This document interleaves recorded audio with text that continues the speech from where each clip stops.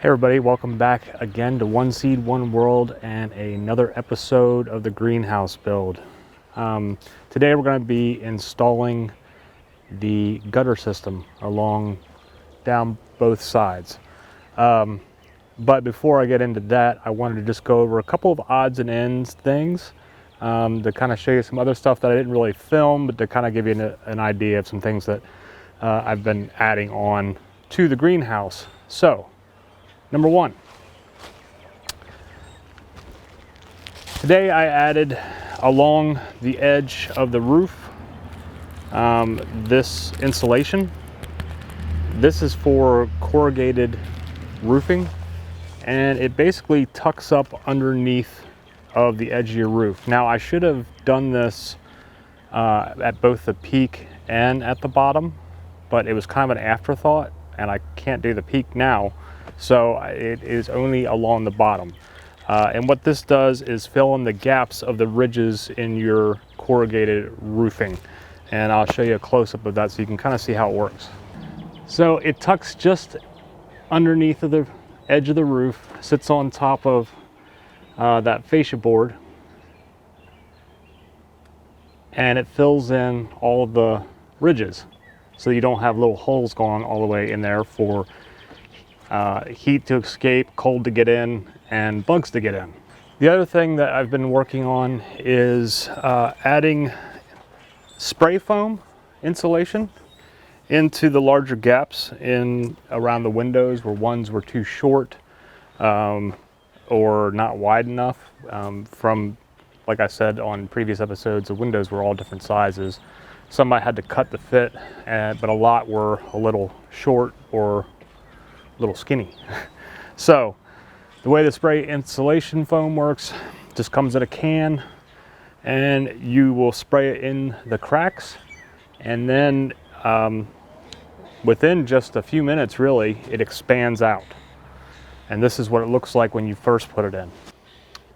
So you'll see how it has expanded out around the edges. It fills in all the gaps, and then what you have to do is go through and trim that off with a knife so you don't have all this weird yellow looking stuff sticking out. And then I will caulk those edges to just clean it up and make it look nice and match with everything else. So another thing I did was build this little front porch on here. This is basically like a mini floating deck. All I did was dig down so that it was level across here. I put some weed cover down, and then I put treated 2x4s just laying down in there, and then attached these deck boards to the top of it. Then I had leftover balusters from when I built the deck last year, and so I took some of those and made two little side railings to come out on the side, just to kind of tie everything together. So because of the deck boards and the posts and stuff, they're all treated, and so I just got those. So those are still wet wood, so I'm gonna wait probably 4 to 6 weeks before I paint these white so that it all ties in with the white greenhouse. But it's kind of nice little deck. We'll see how long it lasts, because like I said, it's just kind of sitting on the ground really, and it's, although there is a gap underneath of the deck boards, but the actual 2x4s they're connected to are just sitting on the ground. So I don't expect it to have a huge amount of longevity, but it should last me several years. And then at that point I can just take up these boards very easily. They're just screwed down and replace it, you know, however I want to.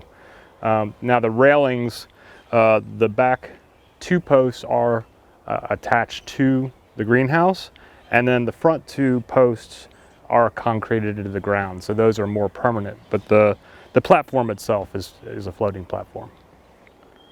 For electrical work, I've got all the stuff in now. Got an exhaust fan up there at the peak. There's one on the back peak as well, along with these exterior lights. And then let me show you the inside. On the inside I had a ceiling fan installed, and then the exhaust fans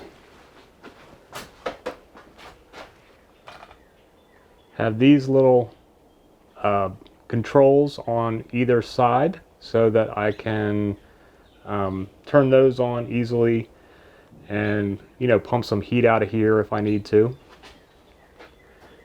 These are the switches for the outlets and the outdoor lights, or I should say the top outlets. I've got outlets up top in either corner and one over there, and that's what all my little string lights are attached to. I put in this battery operated thermometer and humidity checker. It has, you see that's got like the little antenna on it. It does connect the Wi-Fi. I haven't set up the Wi-Fi part yet, but that allows me to check it from my phone if I want to look at it when I'm away or in the middle of the night or something and see what the temperatures are like out here. So at some point I'll get around to hooking it up to my phone, but for now it works for me just being in the greenhouse and taking a look at it.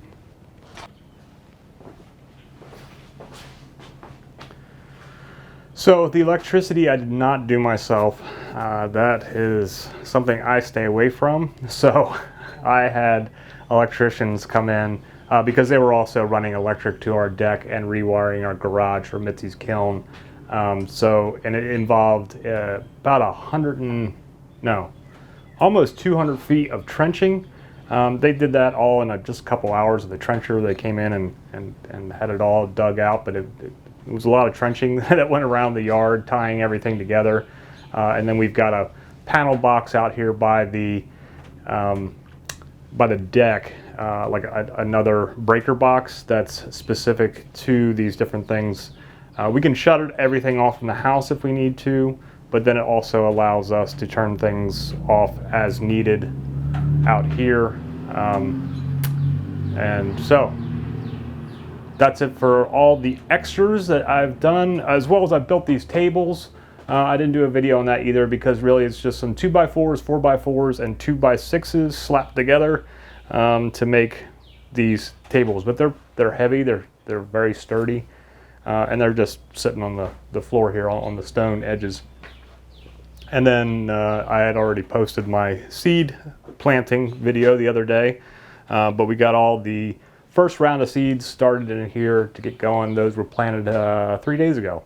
So hopefully by the end of this week, maybe we'll see some sprouts. But let's get back to putting the gutters up. So with the gutters, never done gutters before, never built a greenhouse before. So we're gonna figure this out as we go. I went to Lowe's today and went through buying all kinds of stuff for them. So I hope I got all the right parts.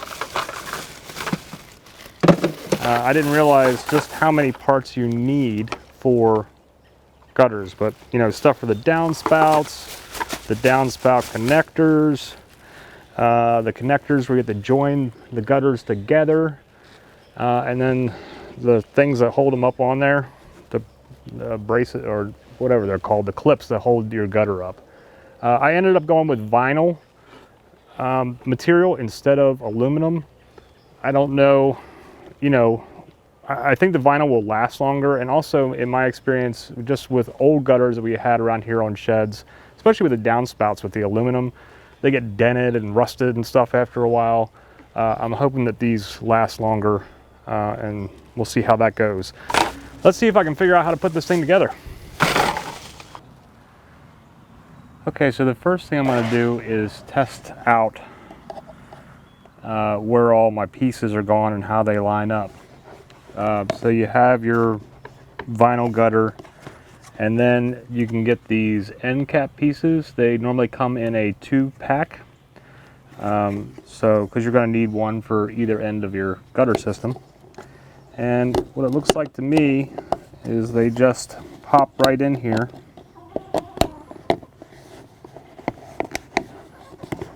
Possibly.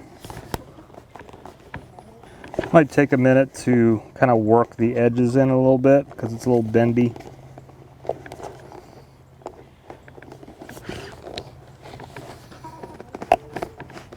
There we go. All right, that's on.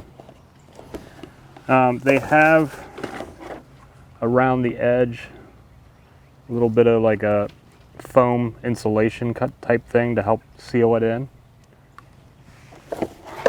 But I wanted to go ahead and get my first end piece on to start off with to make sure I knew what I was doing. So that's on. Well, that was pretty easy. Next part is the clips. And I need to see how these work now. So attaching them to the side, you're going to want to get these that are made specific for attaching gutters to your fascia board.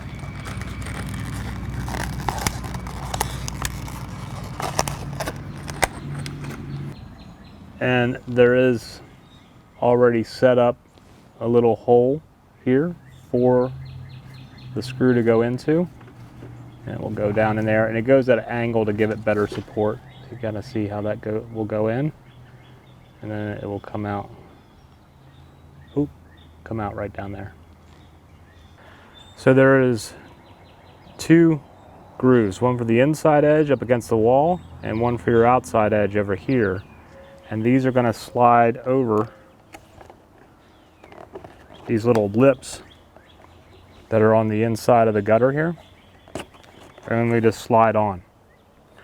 And then your screw hole where you're going to attach it to the wall is up here, like so. Okay, so if you have two pieces that you need to join together, there is a joiner piece that you can get. It comes in two parts that are snapped together, and you just pull them apart. Maybe if I can do this.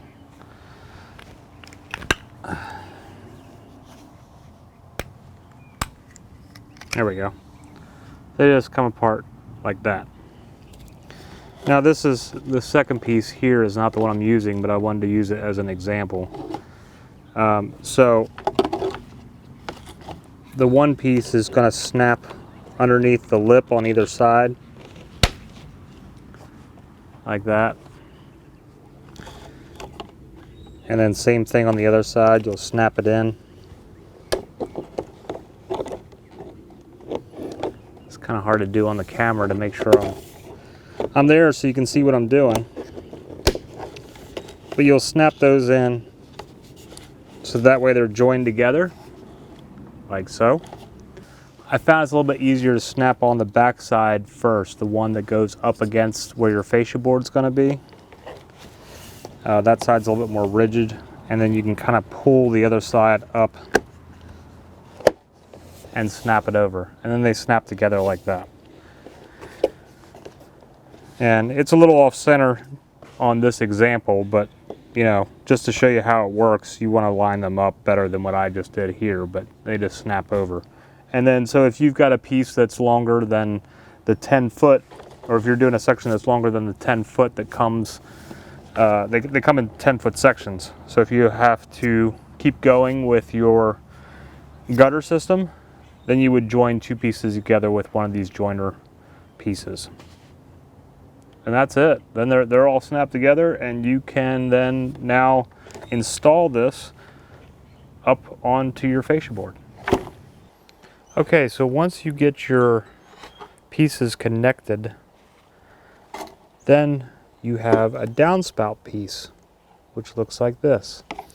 So you see it's got these hooks on there, like that, so that it hooks over your gutter system, and those will just slide, if I can get it on here.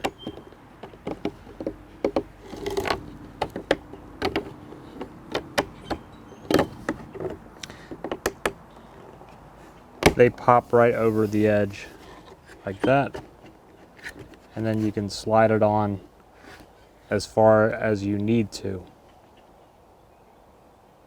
Okay, so now one thing that I found is that the end caps that fit on the end of your gutters don't fit over these, and I didn't see, maybe the manufacturer does have another one that will fit on these, But I think that the way that it's made, and this is just my guesstimation, is that when you slide it on, you'll then cut a hole in your gutter to match this in the bottom of the gutter,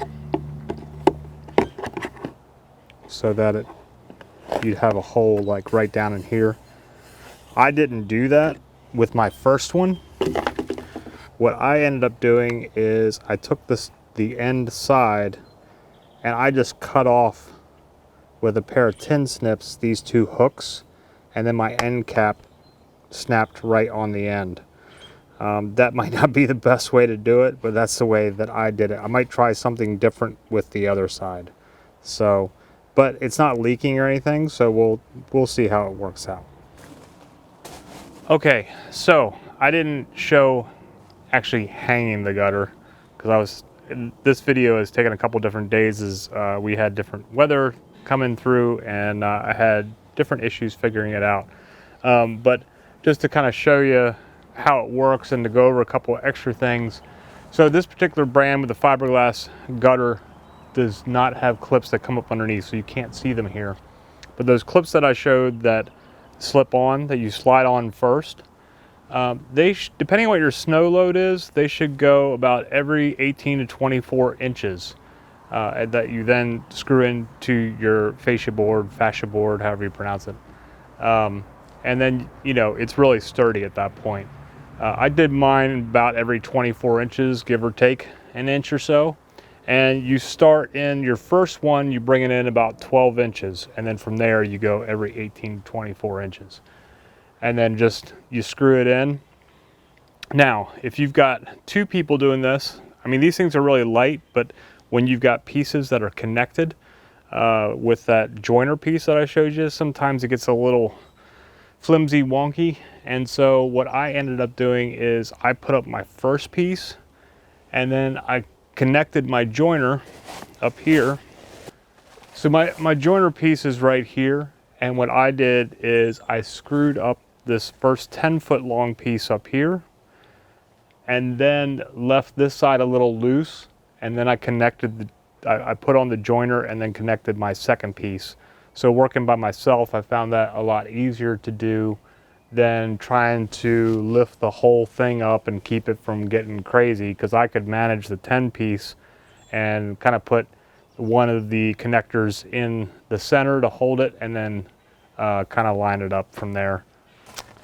One thing that I didn't mention with the brackets on the previous clip was that, so you put them every 18 to 24 inches, but your overall gutter generally should, you know, be tilted a little bit.